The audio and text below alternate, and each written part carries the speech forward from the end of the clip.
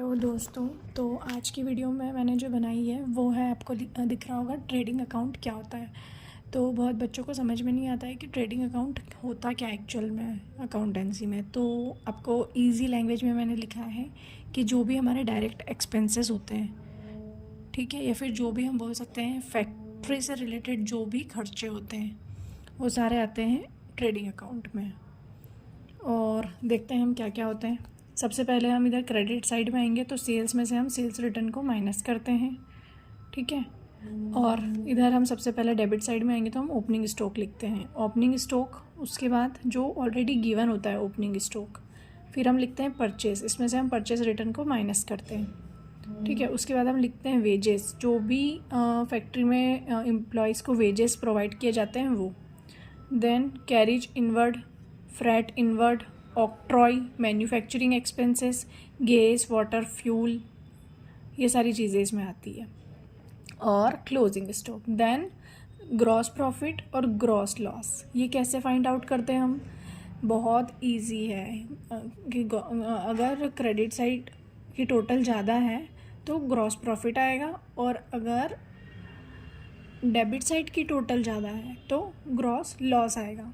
इसका ना मैं आपको एक एग्जांपल करके बताती हूँ। जैसे कि ये मेरे पास एक रफ़ कॉपी है और मैंने इसमें बनाया है ट्रेडिंग अकाउंट, ठीक है। मैंने इसमें बनाया है ट्रेडिंग अकाउंट। अब मैंने बनाया है ट्रेडिंग अकाउंट। अब मेरा ओपनिंग स्टॉक कितना है? मेरा ओपनिंग स्टॉक है 1000, ठीक है। और मेरी सेल हुई है 500 की। मैं माइनस करती हूँ इसमें से सेल्स रिटर्न, तो आप इसको 600 कर लीजिए, क्योंकि हम सेल वाला और सेल रिटर्न का अमाउंट डायरेक्ट यहीं लिखते हैं। मतलब ये जो होता है ना, ये हमारा नेट अमाउंट होता है, जिसमें हम लिखते हैं कि टोटल कितना है। तो 700 हमारी सेल है और 100 हमारा सेल्स रिटर्न है, तो हमारी हो गई नेट सेल्स कितनी हो गई हमारी? 600 हो गई हमारी नेट सेल्स। तो 600 जो है वो हमारी नेट सेल हो गई। अब हम यहाँ पर लिख सकते हैं वेजेस हो गए हमारे 200। और मैं लिख लेती हूँ यहाँ पे मैन्युफैक्चरिंग एक्सपेंसेस। ये मैं छोटा सा एग्जांपल लेके बता रही हूँ आपको।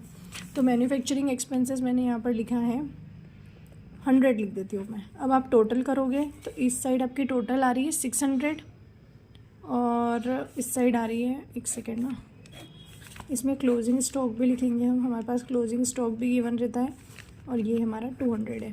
अब हमारी टोटल कितनी आ रही है? इधर आ रही है डेबिट साइड की टोटल है हमारी 1300, और क्रेडिट साइड की टोटल कितनी है हमारी 800।